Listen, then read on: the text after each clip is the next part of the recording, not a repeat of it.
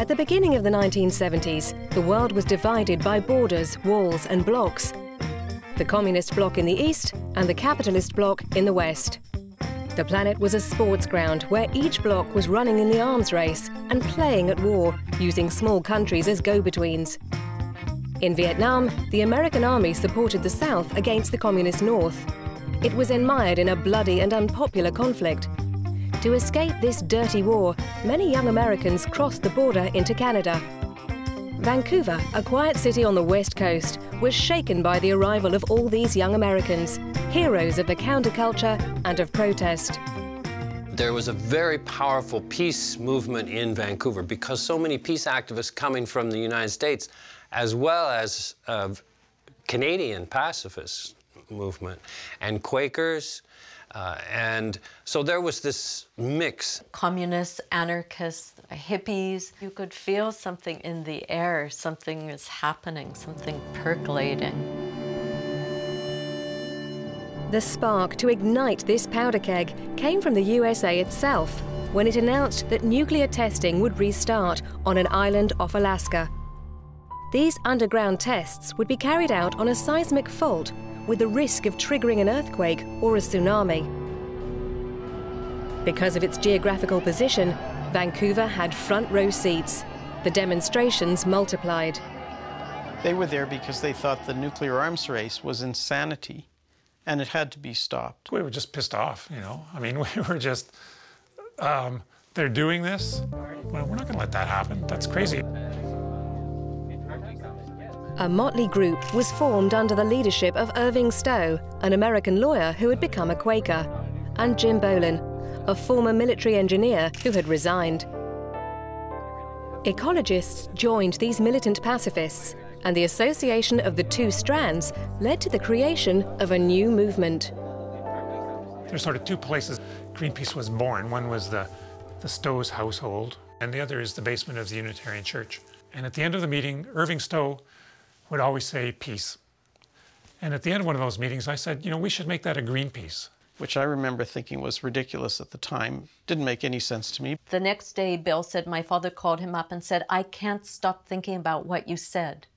The environment and the peace movement, this puts them together. At the following meeting, he came back and said, that's it. That's what we should use. That's going to be the name of the organization now. Greenpeace was born, and at that time, it didn't scare anyone. Stopping the American nuclear tests on Amchitka seemed rather an ambitious project. We were trying to figure out how could we bring the attention of the media, because we realized that without grabbing the media, you know, we were just a handful of people at that point. We had no resources.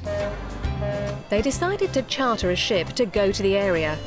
But who would be crazy enough to take on a bunch of hippies and sail to the waters off Alaska?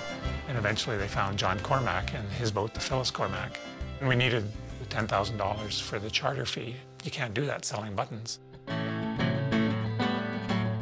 A benefit concert was organized, gathering an audience of 10,000 people.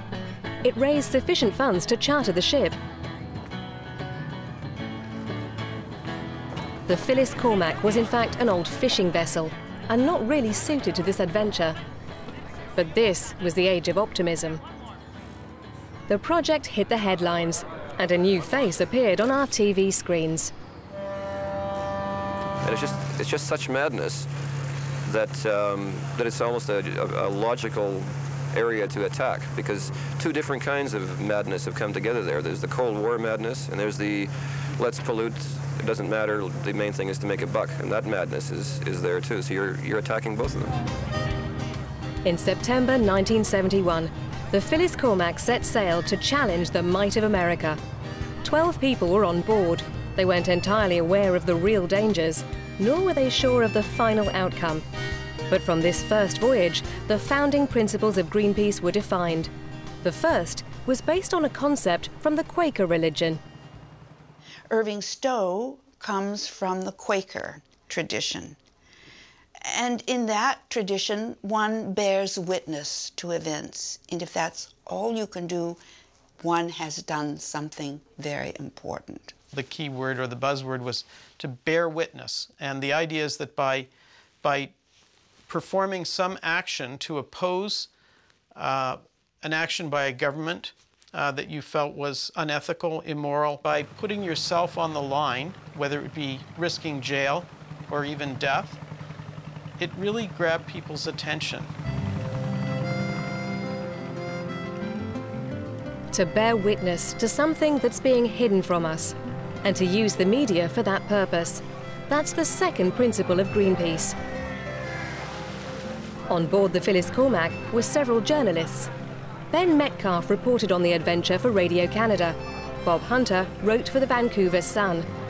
He was an exceptional person and went on to become the first president of Greenpeace. Bob Hunter had the ability to inspire people, and this was very important, as he was a natural leader. He was very much the philosopher of the organization, but he was definitely a real visionary for the environmental movement, I think, as a whole. Hunter filed his column every day. His aim was to maintain public interest in this improbable voyage. We brought the media with us on our campaigns. We actually became our own media if we had to. This is Ben Metcalfe aboard the Greenpeace reporting to Radio Noon. The Greenpeace has now been out nearly a month on its voyage of protest against the U.S. hydrogen bomb test at Amchitka. I remember the transmissions from the Greenpeace being electrifying. Ben Metcalfe's voice crackling, with the static. Sometimes it was almost hard to make out, and you could hear the waves in the background. Ashore, there was a whole organization sending out the news coming from the ship. This is Dorothy Metcalfe of the Greenpeace ashore. Yes. One moment, please. I'll start our recorder. Thank you. I designed my own job, knowing how news moves, what the media needs, and I made a list of all the radio stations in Vancouver, plus the news agencies, both national and international. Yes. The beauty, or the brilliance, if you will, of Greenpeace is that it has taken the idea of bearing witness and used it to capture the eyes of the media. But the Americans postponed the date of the nuclear test. Doubts started to emerge. Should we go on? Should we go back? What's the weather going to be like? Can we survive out there? How is this going to play in the media? What's the important thing for the world to know? In the Gulf of Alaska, the sea became rougher as the storms broke. Following another postponement, after a voyage of over a month, the crew decided to return home by a majority of 7 votes to 5. They had to turn back because this fishing trawler could not have made it. We were disappointed, we were angry, there was a lot of shouting. We talked about it interminably.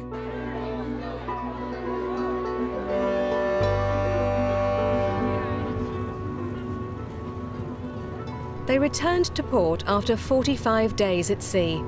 Behind the smiles, there was bitterness, the feeling of failure. Jim Bolin even suggested dissolving the movement. Bob Hunter dissuaded him. They had succeeded in creating a media event. The Greenpeace method had been defined. And they were soon proved right. The USA did indeed detonate their bomb in November 1971. It was supposed to be followed by 5 more tests. But Nixon decided to stop the campaign.